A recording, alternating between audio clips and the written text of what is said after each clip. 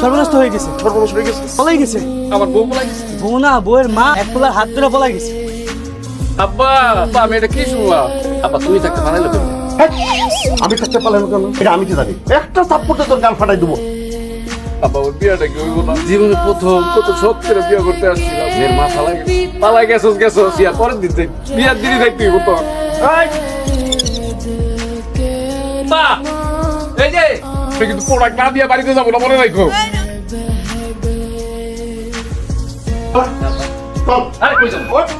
বললাম তাই বিয়ে হবে না, চল। বিয়া না করে আমি যাবো না। আপনি এত নিষ্ঠুর হবেন না বিয়ে সাহেব।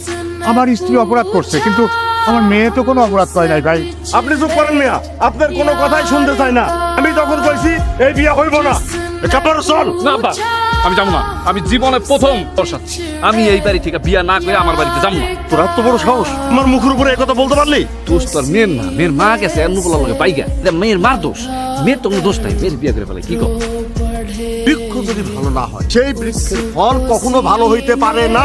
আমি ওই মেয়ের সাথে তোর বিয়ে দেব না। ওই মেয়েকে আমি আমার বাড়ির বউ করে নিয়ে যাব না। তুই চল। আরে যাবো না, আমি কইছিলাম তোমারে, হ্যাঁ এই মেয়ের বিয়ে না করে আমি বাড়িতে যাবো না। যদি সমস্যা থাকে তুমি যাও গা।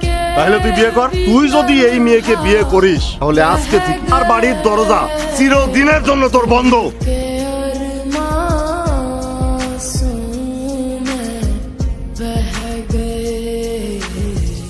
আজকে আপনি আমার বাপের মান সম্মানটুকু বাঁচাইছেন। আজকে যদি আপনি আমার এইভাবে ফালা রেখে চলে যেতেন, আমি আর আমার বাবার মরা ছাড়া কোনো রাস্তা থাকতো না। আরে না না আমি তো যাবো না, বিয়ে করবো। আব্বা বিয়ের ব্যবস্থা করো তাড়াতাড়ি, কাজী ডাকে। আলহামদুলিল্লাহ, আমি এক্ষুনি ডাকতেছি বাবা।